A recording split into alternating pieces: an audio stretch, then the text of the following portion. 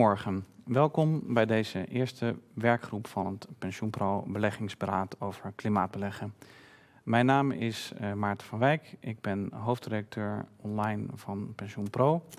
En vandaag heb ik bij mij in de uitzending Marianne Harper-Gouw. Zij is specialist duurzaamheid en governance bij Gifford.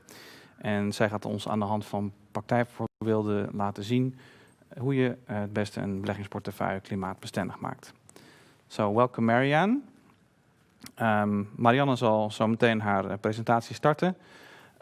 Het is een workshop of een werkgroep in goed Nederlands, dus er is veel ruimte om vragen te stellen. We zullen daar 2 keer tijd voor maken. 1 keer. En dus als u de vragen kunt u stellen in het chatvenster wat u in uw scherm ziet bij deze presentatie. Ik kan zelf ook in dat chatvenster kijken, dus als u vragen daar stelt, dan kan ik ze zien. En dan kan ik ze voor u stellen aan Marianne. Dus dat zullen we op 2 momenten gedurende de presentatie zullen we daarvoor pauzeren. Dus doe het vooral, want daar is echt veel tijd en ruimte voor deze keer. Oké, laten we van start gaan. Marianne, are you ready? Okay, the floor is yours, please. Well, thank you very much and good morning. I am delighted to be here and I'm very sorry that we can't all be in the same room together. It would have been much easier to have this conversation if we were together. But I thought before I started it might be helpful to provide a little bit of context and background to Gifford. We're 115 years old. We primarily run concentrated equity funds, global, international and regional. And we have a very strong long-term focus. When we invest, we do so with a view to holding the stock for 5 or 10 or 20 years. We also have a history of investing globally in innovation and disruption. And our first ever investments were made in Malaysian rubber plantations, which coincided with the development and automation of the Ford Model T production line. And today, we remain focused on innovation and disruption, as I think we believe this is an important climate theme, with Tesla a significant holding for us. And in terms of who I am, you'll see a little bit more of my family in a moment, but I've now been at Gifford for 15 years. I did a degree in environmental science in the 90s, and then before working offshore oil and gas, after which I moved a little bit more city centre. But I've had the pleasure and frustration of watching as interest in governance and sustainability matters evolve from being deemed sort of gently irrelevant to tolerated to front of mind and core to the investment discussions and decisions today. So if we move on to the first slide, we have an hour. So it's quite a long time. So I'll split this presentation up into 3 sections. I'll talk a little bit about the history because context matters. 3 approaches that we are taking when thinking about climate change. And finally, actions and words. Am I a hypocrite? And hopefully we'll be able to have a good discussion at the end of each section. And we're definitely looking forward to hearing views and perspectives from you. I've also been asked to offer a little bit of advice to trustees about how they might evolve and position their portfolios to be more climate aware. But this is quite difficult. Asset allocations differ, funding demands vary, timeframes are different, current contracts need to be complied with. So here's a thought before I continue with the presentation that I think is relevant to all of us, regardless of the asset class that we're speaking about. So from a philosophical and core belief perspective, we should expect all of our holdings to undertake steps to understand the material, environmental and climate-related risks confronting their businesses and to manage the impacts and build on the opportunities. And if we do this, asset owners and asset managers will be better able to reliably assess and compare associated investment risks and maybe more importantly, the opportunities. So if we move on to the first section, the history, this is me being a little bit controversial. there is nothing we could have done that would have stopped us getting to where we are today in terms of climate change. So to put that into context, with the next slide, my mum has just had her 73rd birthday. And there she is in the middle photo. Very fit, young and healthy, obviously. But she remembers living in a house with no electricity. Now, it was at a place called Donderdag, and there will be a spelling and pronunciation test later. But it is on the northwest shore of Loch Ness in Scotland, so where the monster lives. But her dad, who is on the left of this photo, was responsible for building many of the hydroelectric schemes in northwest Scotland that brought electricity to that part of the world. Now, why do I tell this story?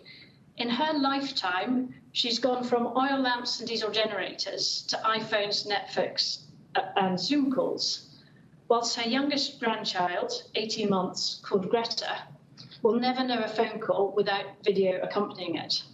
And I think it's worth remembering quite how quickly industry and technology has progressed.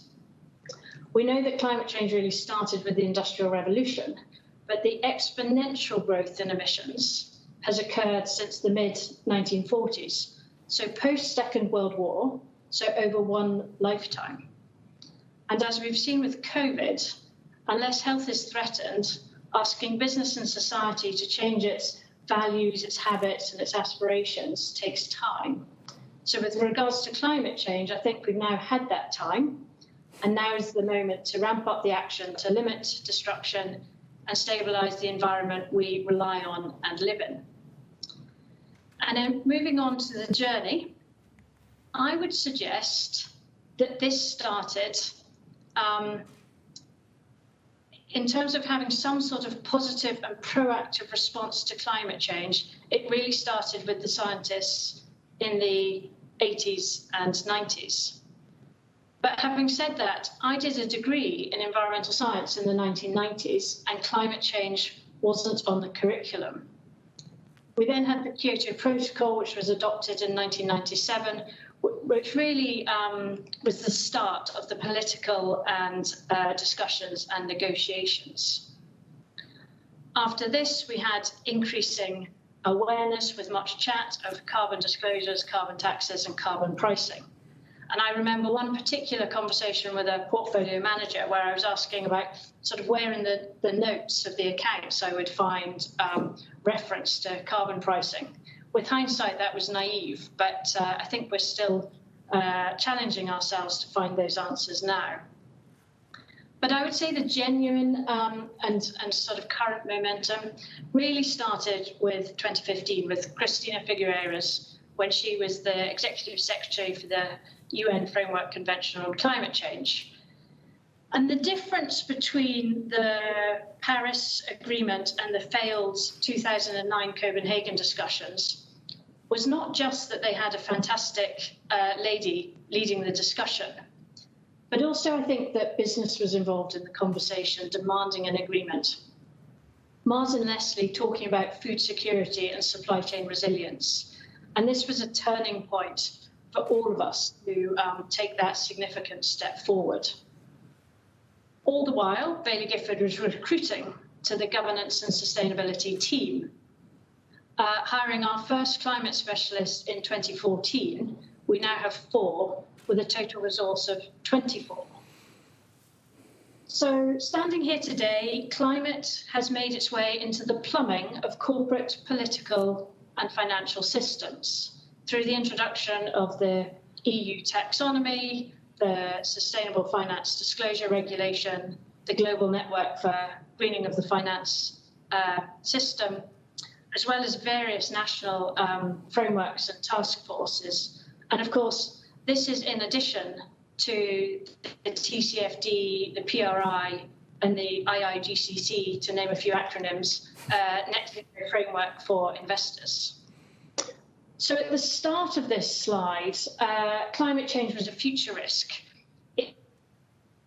It's a current challenge. But if we enlightened corporations that are setting announcing that it looks to become carbon neutral by 2060. These are all positives, but we still have a challenge, and so it's up to all of us to keep this systemic global issue at the top of the agenda. So moving on, this next slide illustrates why we're here. We have a challenge and there are risks and opportunities. And for all ESG issues, I come back to timeframes, and I think this is definitely true for climate change. This is an issue that we need to be thinking about now, but through a long-term lens. And it's relevant for all of us here. And this means that we shouldn't be worrying about next quarter's numbers.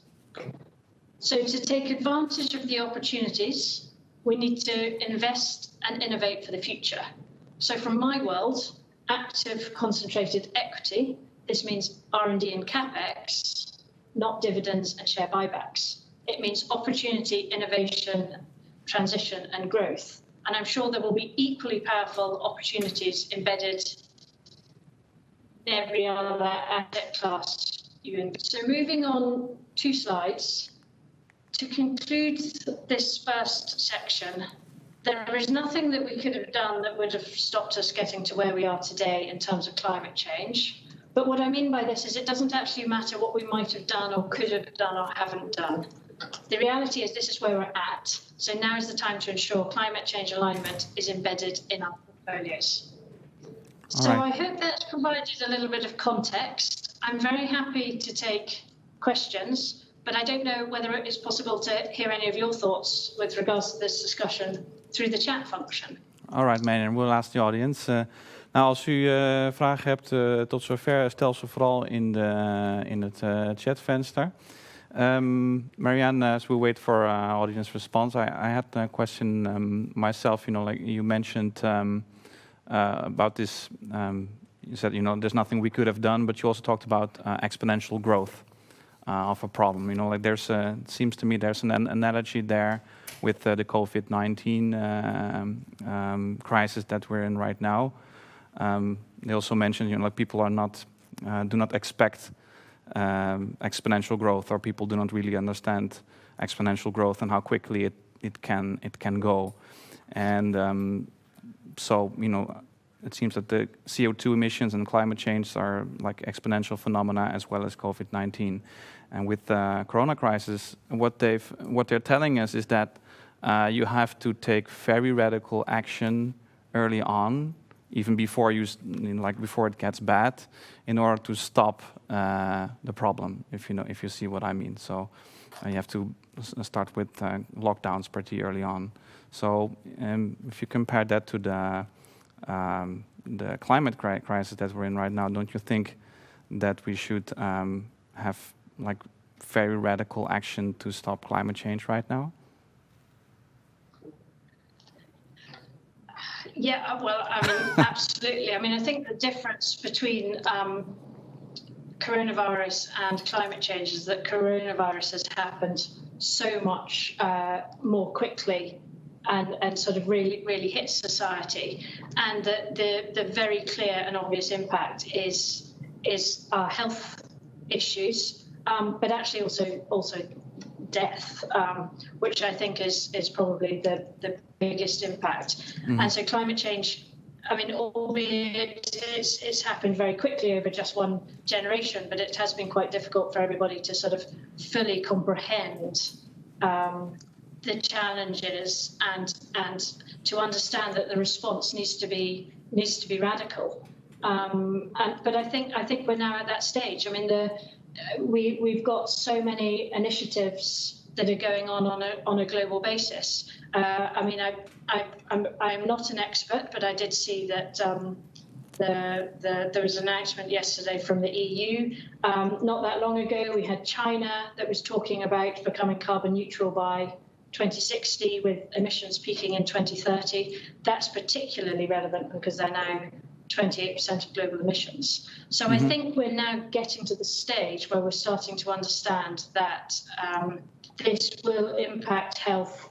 There's genuine risks to our society. So Corona just hit us that much more quickly that it's demanded a much more challenging response. Right. And well, there's another question because this last week there was I was reporting on this manifestation. It was teachers asking their pension fund here in Holland, ABP, which is the Government Workers Pension Fund. They're saying like divest from all fossil fuels now, because we need to be much faster and more radical than they're already planning on. So how do you feel about that? There's more people clamoring for full divestment from all fossils. How does that sound? No, well, I think you're absolutely right, and I will come on to this in the next section of my presentation, because I think it's a very relevant question, and I mean there's the exclusion challenge, but I think there's also the inclusion opportunity. So I won't spoil the surprise of the next bit, but I think it's an interesting challenge. Okay. And finally, you showed the slide. Maybe we can go back to that one. Kunnen we nog één slide terug? About the Paris. And there was these lines about where we are. This one. Yeah, current reality, the Paris commitments, the sub 2 degree path, and the sub 1.5 degree path. I also had a discussion this week with ABP about what trajectory they're actually aiming for, because the Paris Agreement mentions that we should be well below 2 degrees, but 1.5 degrees would be preferable. This action group, or these activists that I was talking to, they said, well, ABP should aim for 1.5 degrees at least. 2 would be too bad already, but it seems a bit almost semantic to have a discussion about whether we aim for 2 or 1.5, when the reality is, we're so far away from both of them. How many degrees does this translate to if you follow this Paris path? It should be 4 or something, if judging from the graph. Yeah, I think as that sort of line on the right-hand side shows, there's a huge gap between where we are now and where we're looking to get to. And I think that's the point of this presentation. That's why we're having these discussions. I think it's a current challenge. It is a current responsibility for us to be thinking about these issues. There's no one response to any of this. We all need to be thinking about it. We all need to be trying to understand how to, as asset owners and asset managers, sort of incorporate climate considerations into the day job. And the next section is actually I'm talking about some of the projects that we're doing, But although we're all doing a lot of work, although there's some great bits of regulation out there with TCFD and all the rest of it, there is still much more that we all need to do. So we're on the journey, and I think we're in the car and the engine is running, and we've maybe left the drive, but we've not actually gone anywhere yet. Okay. So it's definitely still a current challenge. Okay. So maybe you can give us a peek of where we'll be going in the next section then. Shall we move on then? Perfect. So my next section, expertise, education, inclusion, exclusion, and engagement. And you can see the connection with your the question you asked. So starting with expertise and education, and moving on to the next slide. We've been trying really hard to build capacity to understand all sorts of climate-related risks and opportunities. And when I'm thinking about this subject area, I need all the help I get, and I'm certainly relying on my internal colleagues. I mentioned that we have recruited climate experts from a range of different backgrounds and industry experiences, academia, consultancy, carbon transition, and the realities of a listed corporate. And they've added regulatory knowledge and understanding, deep thinking on energy transition, the challenges of corporate reporting, data consistency and comparability. But maybe most importantly, they've helped us focus our internal research on the legitimacy of emissions and the opportunities associated with global energy. So climate change is a specialist area, and as a generalist, I can definitely say that the specialist insight is invaluable. But even these colleagues don't know everything and weren't in Paris negotiating the COP21 agreement. And as a firm, we've been working with more and more external experts who better to learn from than those that are recognised as global specialists. And we hope that these links to academia can accelerate the pace of research and even bring forward possible benefits for society. And that could involve anything from helping alleviate diseases such as dementia at an Edinburgh-based research project, or understanding the ethical dilemmas of AI with a partnership we have in Delft University of Technology with you in the Netherlands. And so these collaborations fit very neatly with our long-term approach to investing. So why wouldn't we want to take the same approach to climate change? And I've got 3 examples here that will give you some feel for the conversations we're having. But I'm sure you also all have your own networks, and I don't know if we can capture any of that through the chat function. But the first project I'll talk about is something that we've asked Mike Berners-Lee to do, who is a researcher on carbon footprinting and a professor of social futures. Now, you may have heard his name before. He published this book, There Is No Planet B. And if it's not that reason that you recognize him, his brother is Tim Berners-Lee, who is the person who invented the World Wide Web. So it's a famous name. But we asked him to think about a number of companies that we have exposure to. And we asked 3 questions. The first was a view from the outside in. So to consider the risks and opportunities for the companies if current environmental externalities are financially internalized. So that might be by means of a carbon price or through supply chain regulation or some other measure. The second question was about the view from the inside out. Does each of the selected companies stand up to scrutiny in terms of its actions versus rhetoric around climate change? And the purpose for this is really designed to cut through greenwash. And the third question was about the macro view. How might this company drive or be affected by systems changes that will be required in response to climate change over the next 5 to 10 years? So the second project, if you like, was with Cristina Figueiredo, and I get starstruck whenever I have the opportunity to ask her a question. But following her book that she published, which was The Future We Choose, we invited her and Tom Rivett-Carnac to Bailey Gifford webinar.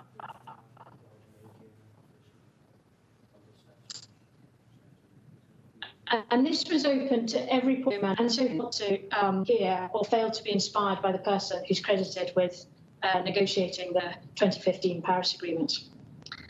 And third, a little bit more down to earth, maybe in agricultural, we sponsor a professor who leads the James Hutton Institute's Climate Positive Farming Initiative.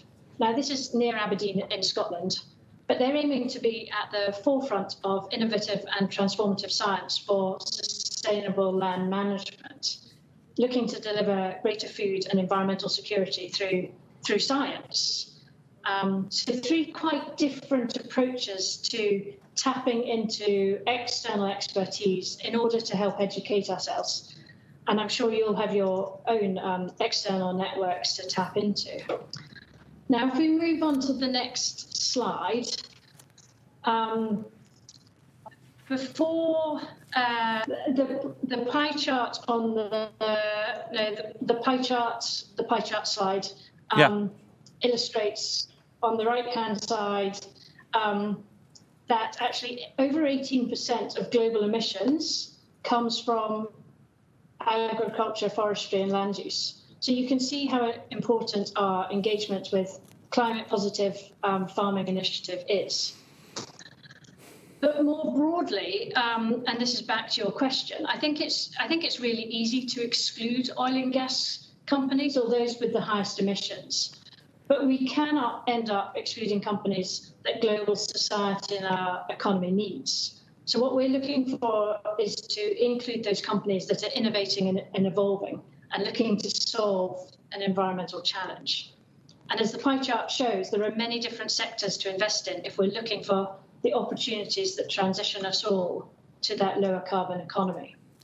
So by having that deep commitment of being long-term, looking for innovation, educating ourselves, we're ensuring we have access to the experts. We're embedding these ideas into our thinking because it's inextricably linked to long-term sustainable growth.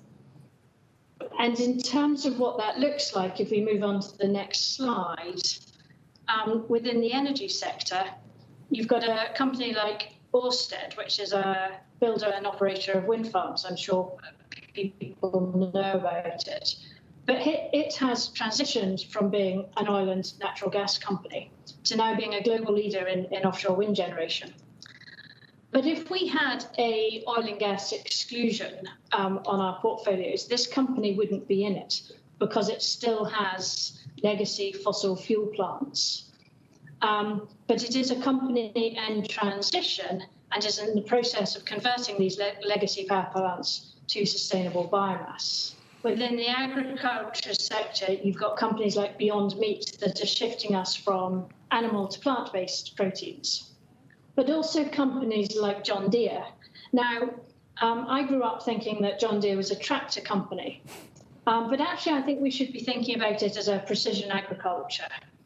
I don't know if any of you have looked in a combine harvester recently, in the cab of a combine harvester. Instead of just looking like a tractor, it looks more like the cockpit of an airplane. It's got so much technology in it.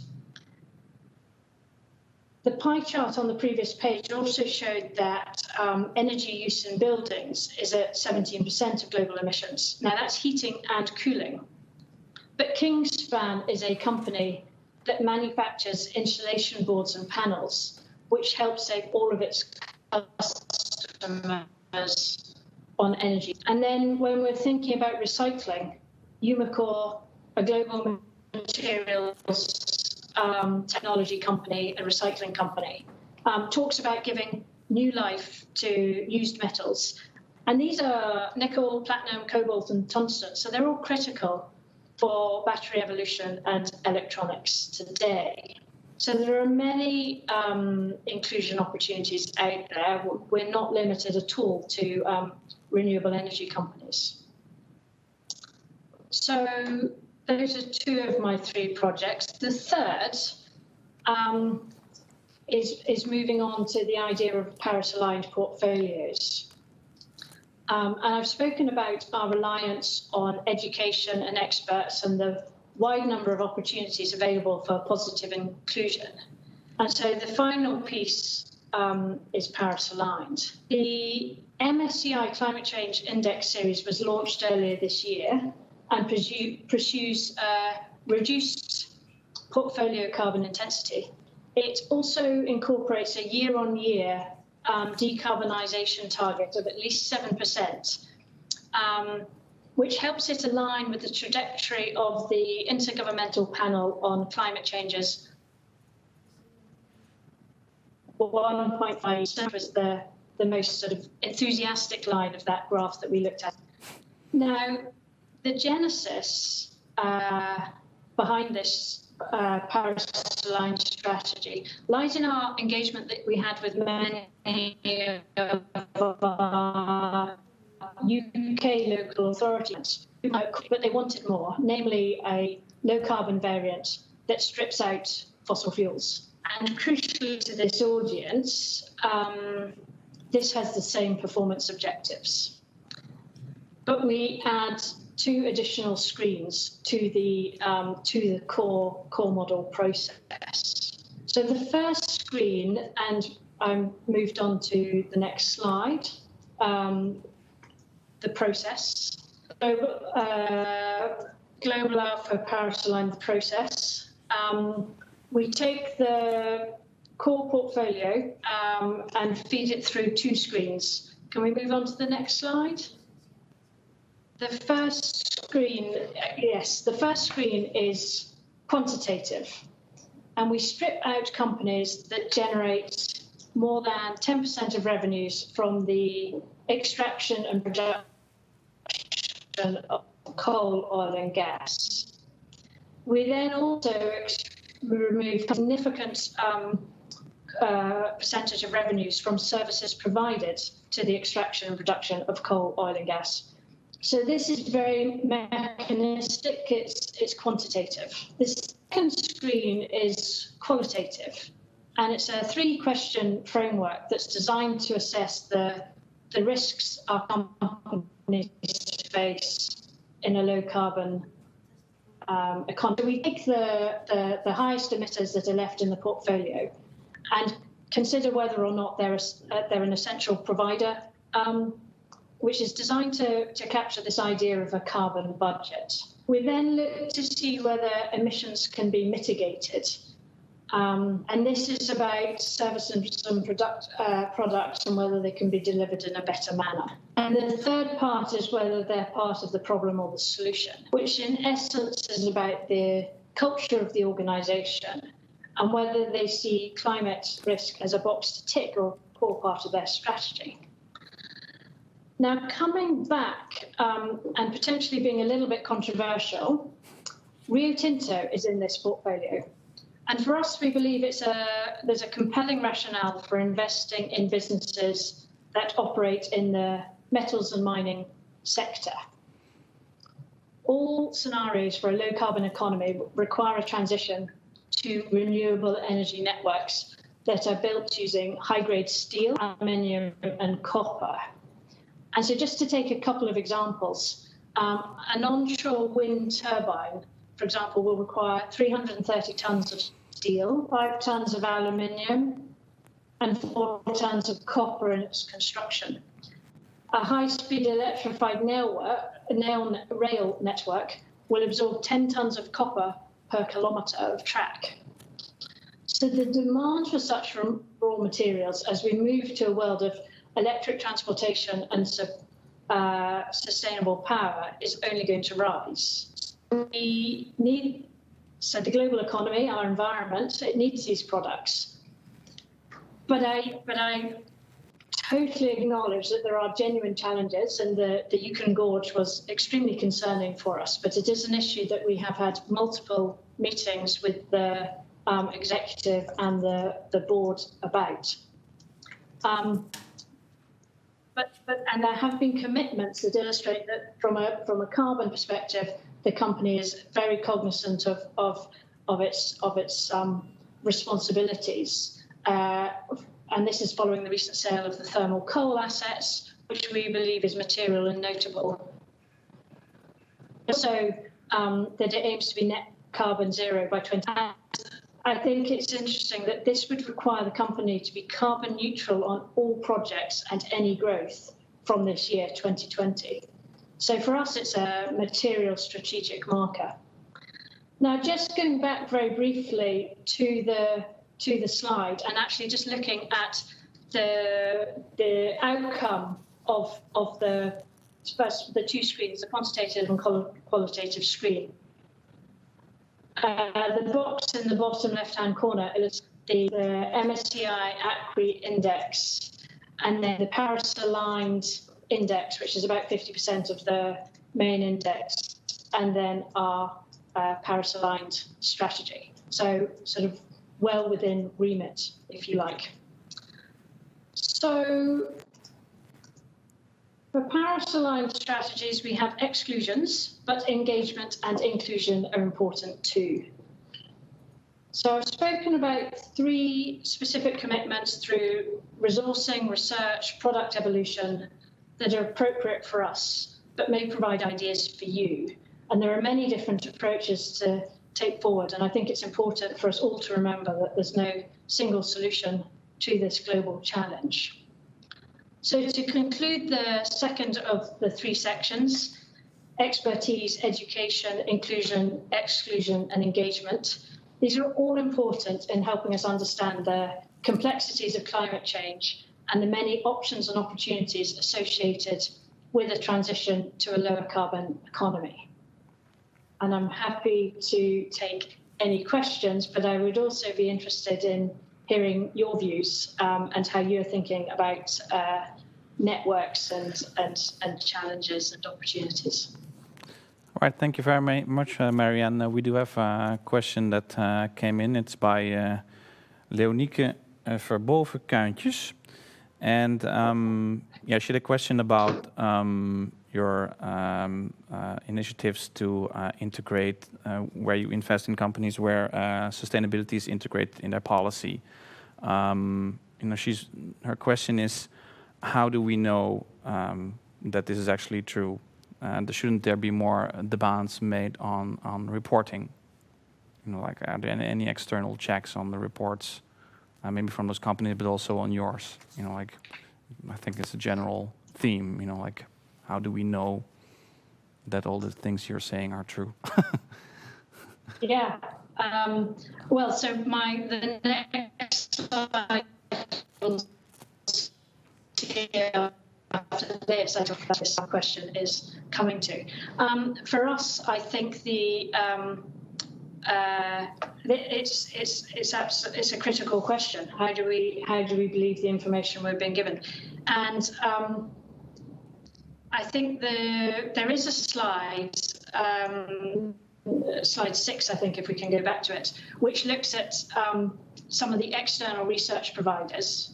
And the fact that there is no correlation between in terms of agreement, in terms of how an MSCI, for example, and Sustainalytics sit when they're analysing ESG companies and giving them ESG scores.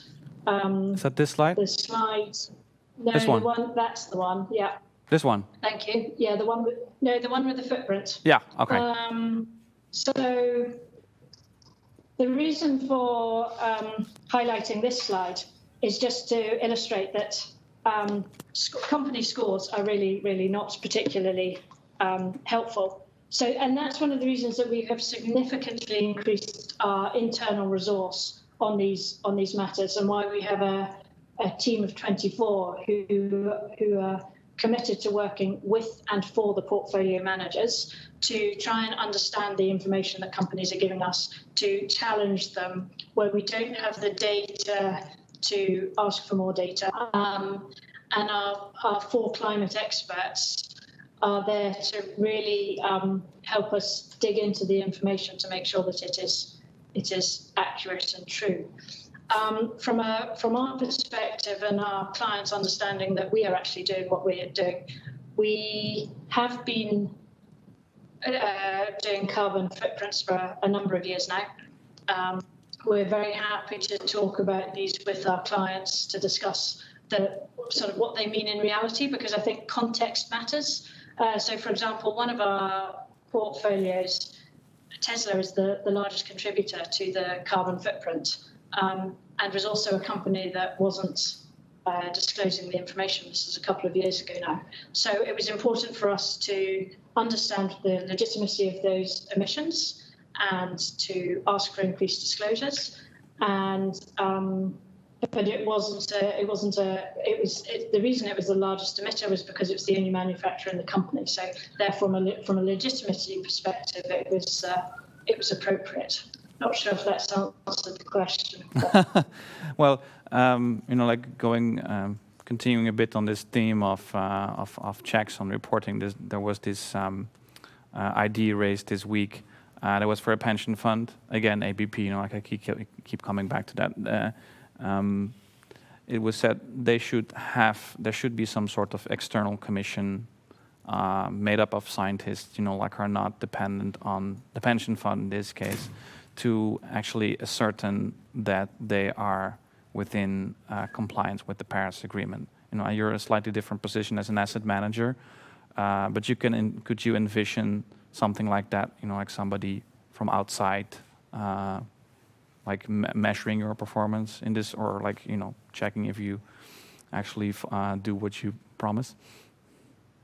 Absolutely, and of course we will just be one manager that an asset owner is speaking to about these issues. So in a sense, the carbon footprint of our portfolios feeds into a much larger picture of the. So is maybe just be 1% of an asset manager's portfolio. So no, I think from my perspective, the more questions that we get from asset owners about these issues and actually challenge us on what we're doing, and maybe more importantly on what we're not doing, is a really positive step forward in terms of the whole industry moving forward and holding us to account. Because I think the last thing that our industry needs is to be challenged for greenwashing. And no, it's something that is of critical importance. But how about this idea of an independent committee for that? That would. Yeah, I mean, and I think absolutely. I mean, so I've spoken about three things that we're doing. There's obviously others that are projects that are going on in the background, and we have discussed whether we want an external group of highly qualified, people, challenging people to actually to challenge us. So not just for our clients to be challenging us, but actually to have our own challengers. Group of devil's advocates, if you like, to sort of just be there every day. Okay, thank you. Well, there's another question that's come in from Thijs Oostveen. He mentions climate risks are more than CO2 emissions and a transition to a sustainable economy. Will Bailey Gifford also consider physical risks that arise from climate change, such as the larger chances that we have floods or droughts or like war in a specific region? So how do you deal with those physical risks that arise from climate change? They might harm your investments. Yeah, no, I think the social consequences associated with climate change are something that we're thinking about, but are actually quite challenging to get a handle on, particularly when you're thinking about it from a specific company perspective. And in terms of the other types of risks, I mean, absolutely. We have a significant resource, but we also sort of buy research from different places to sort of as a starting point for our thought process. And so we've got providers for carbon footprinting, we use other people for physical risk, so 427 for physical risk, Trucost for transition risk, someone else for scope 3 emissions. Obviously CDP is relevant for climate, water and forests, and then there's a final data provider that we're using to help us with scenario planning. But interestingly, for the scenario planning piece, we're not actually buying off a product, an off-the-peg product. It's more sort of looking at some of their data points and putting them into our own scenarios. Right. So these are they're all part of a March research piece, and I think this is that question absolutely illustrates how complex it is and why you need specialists. Right. So, well, talking about physical risks, you might be interested in our keynote speaker at 1:00. He's he's a scientist, and he talks about he's going to talk about the risk to this country. Large parts of the Netherlands will probably it's unavoidable that large parts of the Netherlands will be flooded. I'm not sure at what point in the future, but I don't know, not too distant, I suppose. So I suppose that means you should pull all your investments from here.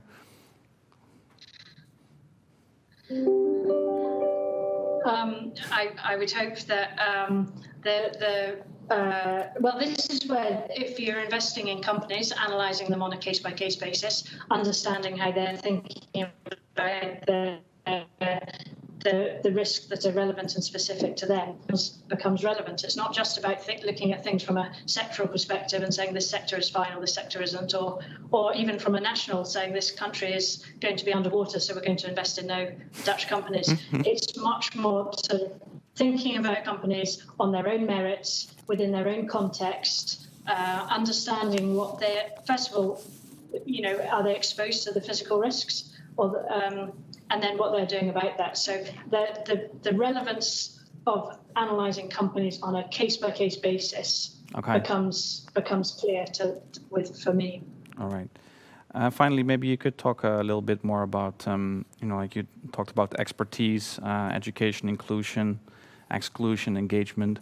Could you talk a little bit more how those things actually impact your portfolio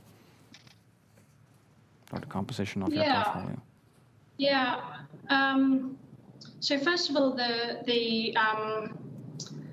when we started to bring the experts in, it was a really interesting change in discussion, because when I've been thinking about this earlier on, I sort of always got stuck on this intangible risk piece, and it was really difficult to understand how climate might affect one company over what time frame. And so when we brought in our first experts in sort of 2014, they were really able to turn the conversation round and actually say, well, no, what products and services have companies got that either promote or facilitate that transition to a lower carbon economy? And as soon as you're then talking about the opportunity piece, the forward-looking opportunity piece, suddenly there's a way to really get the portfolio managers engaged in the discussion, because you're not talking about intangible risks. So that was the first step forward, and then that's what then feeds into that slide I provided you with the inclusion opportunities.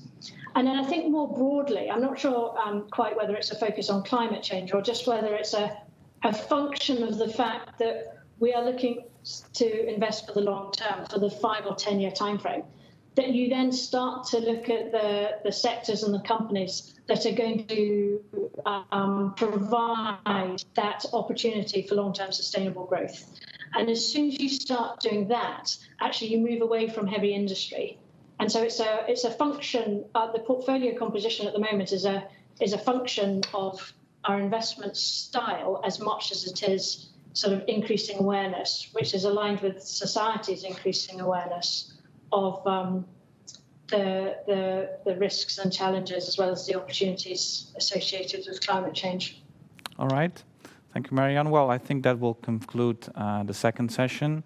There will be opportunity for questions after your final section, which will be about the question whether you're a hypocrite, if I'm not mistaken, right? It's greenwashing. Yes, indeed. Thank you.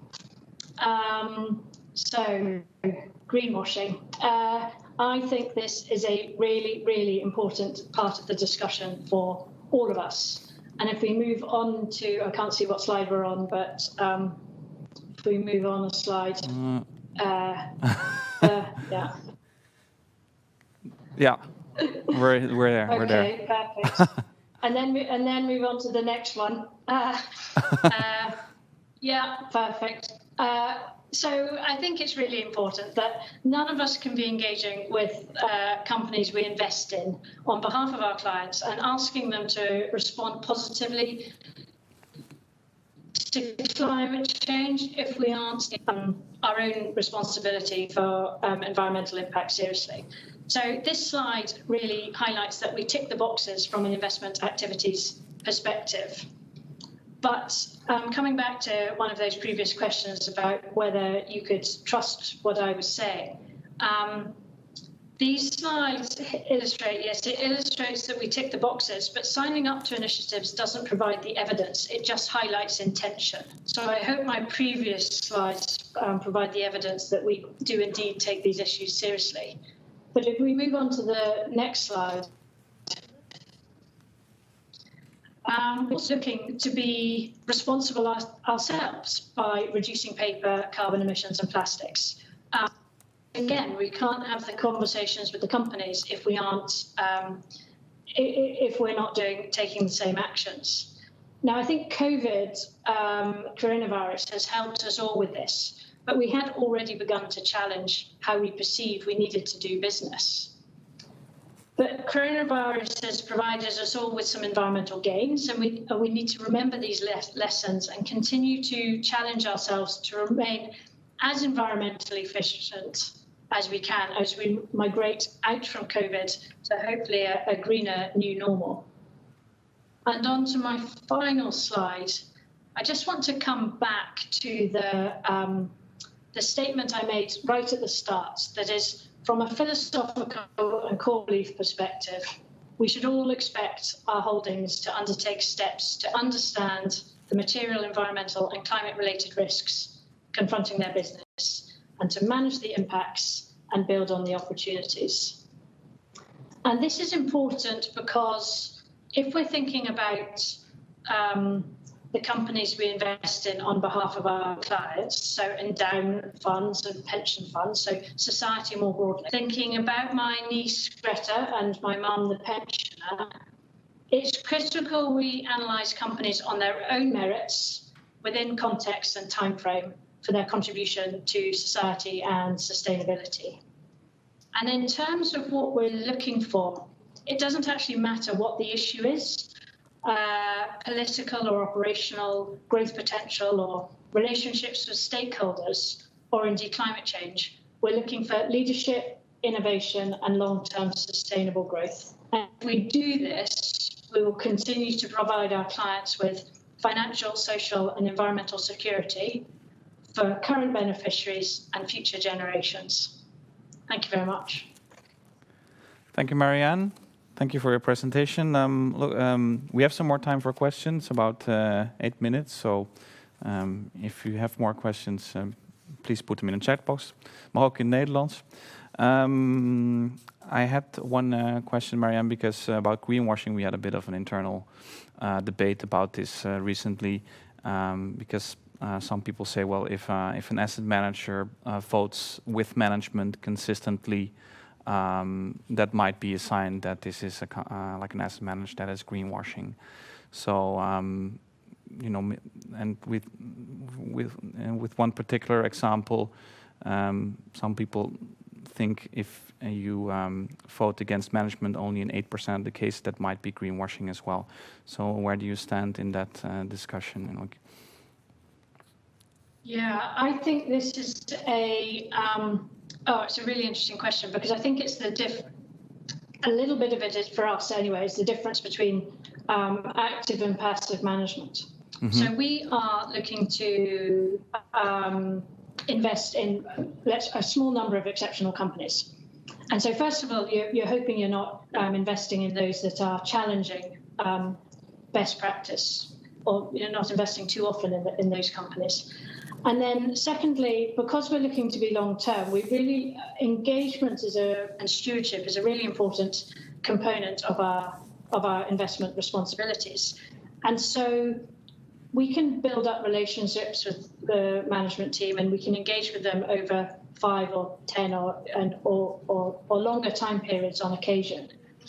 So I think, first of all, the raw statistics can be somewhat misleading, just from a passive-active perspective. But then also, you've got to take the voting in the context of the broader stewardship activities. So if there's a lot of engagement going on, if you've got access to management, if you're gaining commitments from management, then you want to be a supportive shareholder and sort of continue to push them to do the right thing. And that voting isn't the only route to that. And I think, just more broadly, we need to be really careful that we don't dumb down assessment of stewardship to be how you voted at shareholder resolutions. All right. Well, seems reasonable. Well,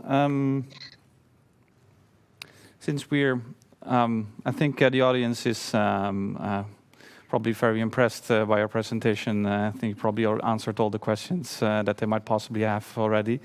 So with just a few more minutes on the clock, I will conclude here. And thank you very much for your time and interesting and about the insight in your family history. That was also nice to see. Maybe move on to the final slide. It was a very nice picture. Let's have it. Yeah. So we don't know where this actually is, do we? But it's great. No, we'll find out for next time. Oké, thank you very much. En dank u wel voor het kijken naar deze eerste werkgroep van het Pensioenbureau BeleggersBeraad. Het is vandaag nog niet afgelopen natuurlijk. Het Pensioenbureau BeleggersBeraad gaat de hele dag door met interessante webinars over klimaatverandering. En die kunt u allemaal bezoeken met de links. De linkjes die staan in een mail die u hebt gekregen. Of volgens mij heeft u een mail gekregen met een link. Nou, u komt er wel uit. En de eerste bijeenkomst die hierna zal zijn is om 1 uur. Dat is met paleo-oceanograaf Gert-Jan Reijgaard. En die gaat dus spreken, zoals ik al zei, over onder andere het risico dat Nederland gaat onderlopen. Maar ook wat we op dit moment kunnen doen, bijvoorbeeld om de hoeveelheid CO2 in de lucht te verminderen. Dus niet alleen minder uit te stoten, maar ook te verminderen. Misschien kan het opgeslagen worden in de oceanen. Misschien kunnen we kunstbomen neerzetten. Nou ja, al dat soort zaken. Misschien is dit datgene wat ons kan helpen. Dus we zien u graag terug daar om 1 uur. Dank u wel.